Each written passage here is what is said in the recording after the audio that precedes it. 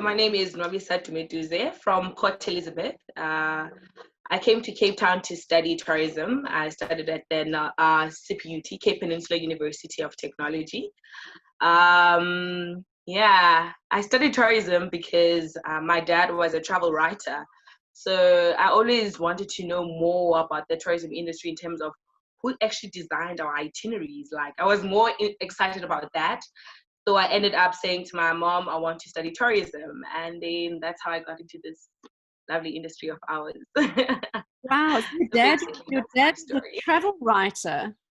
Yeah, my dad was a travel writer. So we used to go to all these places, and then my dad would have to write a review about them, like in terms of the services. And then I would look at it from a child's perspective, like in terms of what they had to offer for kids, what didn't I like as well. So you just write all that info, put it in one, and then create something magical, basically. Yeah.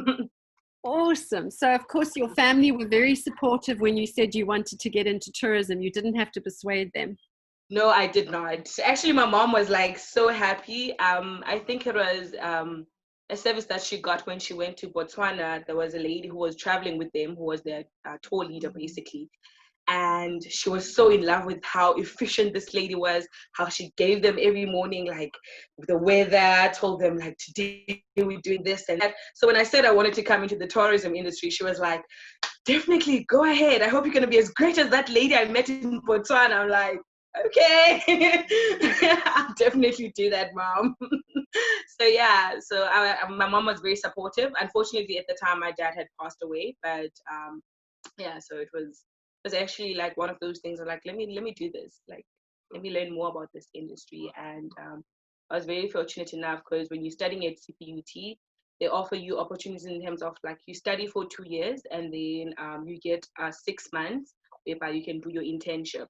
So they give you that before you graduate, you actually get a more broader perspective. It's not just the books, it's also getting to go work somewhere, get the experience, and you decide like, yes, I really want this, or no, this is not for me.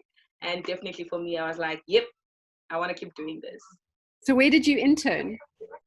My internship was at the Victoria Waterfront Info Center. So yeah, I got to meet a lot of different people.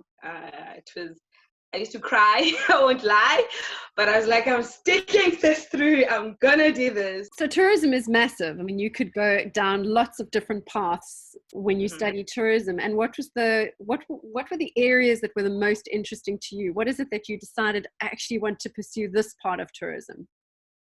Okay, so when you were while studying at CPUT, I think for us it was more nicer when they started to tell you about the internship.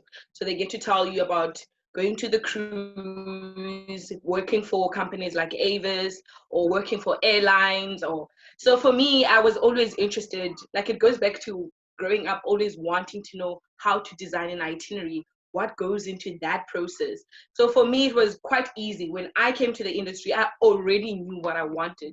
I wanted to work in the tour operating side. I wanted to design the itineraries. I wanted to sell destinations. For me, it was always about that selling aspect, basically. So yeah, it wasn't difficult for me to choose working for a travel agent. So let me just put it that way, because I always wanted to do that. So, when you talk about designing itineraries and holidays, and if we think about where the world is at the moment, it seems almost a little bit frivolous to be even thinking about people going on holiday when, we see what's happening around us. Why would you say it's tourism is important, even in an environment like this? Well, for me, like when I'm looking at it, I'm thinking right now, we've been in lockdown for almost 6 months now. And let's be honest, we all want to travel. We want to get out. We're so tired of not being able to interact with people, give them a hug.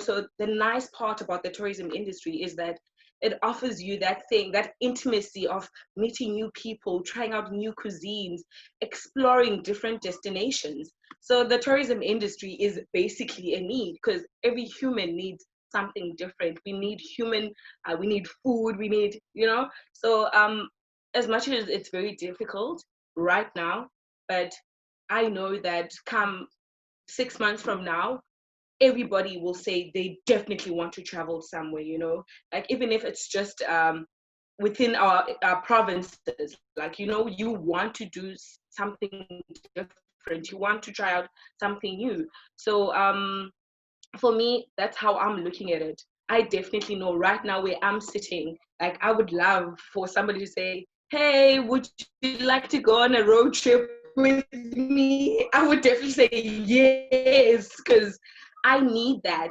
like spiritually, mentally, like the tourism industry has so much to offer people. It's not just looking at the leisure side. There's so much of it, like there's, you can look at the tourism industry from a health perspective. Like somebody could be sick in Botswana, and the only place that could offer them help could be South Africa. They can't do that right now because our borders are closed, So you can also look at religion. Some people would love to travel to Limpopo to go for their annual Shabbat thing, but they can't do that now because you know what? You are not allowed to travel. So instead of looking at the leisure side, there's so much aspects of the tourism industry, and I think that's the most beautiful thing about it, because it can help you mentally, physically, emotionally. Like there's so much that tourism has to offer. So right now it's hard, but eventually we all want to get out of this lockdown, like, and eventually we all need trips. I'm so glad I'm in tourism, because if I wasn't, just based on what you've just said, I'd want to get into tourism. And I think that's the most beautiful thing about our industry, not just looking at the contribution that tourism has to our GDP, but you can also look at it.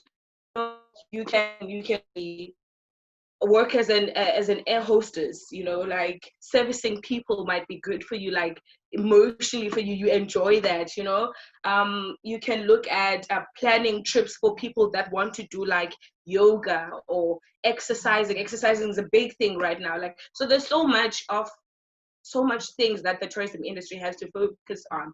Like you don't necessarily have to just look at one aspect. Like even if you're not in the tourism industry, there's so many things that connect us in the whole industry. So that's the You, nice part. you touched a little bit on the importance of tourism to the economy, and I hear you with the importance in terms of our own kind of development and well-being. Mm. But in terms of the economy, why does tourism deserve to be saved in the South African economy? Like if you look at the tourism industry, I stand to be corrected on the numbers and all that, but I know that as the tourism industry contributes, like I think it's number 2 on contribution when it comes to the GDP after the mining industry. So like why would you want to close up an industry that contributes to creating job opportunities for so many people? Like going back to what I was saying, like the tourism industry is not only focused on one thing. There's people that are working in the hospitality industry. There's people that are working in rail. There's people that are working at air. So there's so much that the tourism industry has to offer, and so it contributes to so many people, who are working with clients and designing itineraries and all that and creating. Some people, like it goes back to spirituality, like some people want to travel because of spiritual needs. They can't do that right now, and then if you go back to the economy, like we contribute so much money to the economy, so it makes no sense not to be able to do something, like to have to sit at home and not be able to contribute some way, somehow. It's definitely not nice. So tell me about what you were doing before COVID. Where were you working, and what has happened to your role as a result of COVID? Okay, so I am working at Timeless Africa Safaris. I'm very fortunate enough that I'm still within the company. Like we haven't cut out people, our boss, because it's a small company. So it's easy for us to adjust some things, like before the lockdown, before the announcement from the president about the lockdown, our boss had already said, you know what, let's just try it out. Take your computers home. Like, let's just try it out. Will we be able to cope and all that? And we tried it out for 1 week, and then the following week, the president announced it's a lockdown. The only sad part is that, like, we have clients that have had to cancel, and we're also very fortunate enough we didn't have any clients that were stuck in the country because of the lockdown. So right now, in the company, we're still trying to design those itineraries, sending out newsletters saying that, you know what, after this whole COVID is done, we'll still be here. We'll still be able to plan your next trip. Let's not focus on 2020. Let's try looking at 2021. So I think for me, I'm very fortunate enough, but I know a lot of companies that have had to close down. I know a lot of my friends that graduated with me in 2018. Right now, they do not have any jobs. And it's so sad, even with the tears that we're supposed to be getting, some people haven't gotten it. And it's very hard. It's hard looking at your friends losing their job, calling you, and instead of just focusing on what the pandemic, you also have to worry about, oh my goodness, are you guys okay? Do you need some sort of help? Not that you can, but you're just offering that type of help. So What do you say to your friends, and I know I have it myself, what do you say to your friends who have lost their jobs as a result of the lockdown? How do you keep them hopeful? How do you keep them going? How do you keep them in tourism and not doing something else? doing something else. Well, for me, like one thing that I've been saying to my friends, like you keep reading articles and let's say like let's try to focus on how we can focus on the tourism industry. What happens after lockdown? For me, that's what I say to my friends. I'm like, you know what? This will be over. This pandemic is not going to last forever. And if you can keep yourself that way and be positive, it's the only way that you'll get to survive. Right now, focus on trying to do some sort of activity that you've never done before. Learn cooking or do exercises. Focus on your well-being. Don't try to focus so much on the industry because you will go insane. So for me, I keep saying that to them. And I think I'm very fortunate enough because my friends, we are all in the industry because we love it. And we all remember that in our classes, one of our lecturers used to say, if you want to be rich, don't go into the tourism industry. You get into the tourism industry for the love of it. That's it. So we go back to that. I remind them of that. Don't forget you are in this industry for the love of it. So right now we are suffering, yes, but the industry will be open. Just be hopeful. And I'm a strong believer. I always say, don't forget to pray. You're not only praying for yourself, but you're praying for the people that are sick, but you're also praying for our industry that it gets to open up. Let's be able to travel within interprovincial.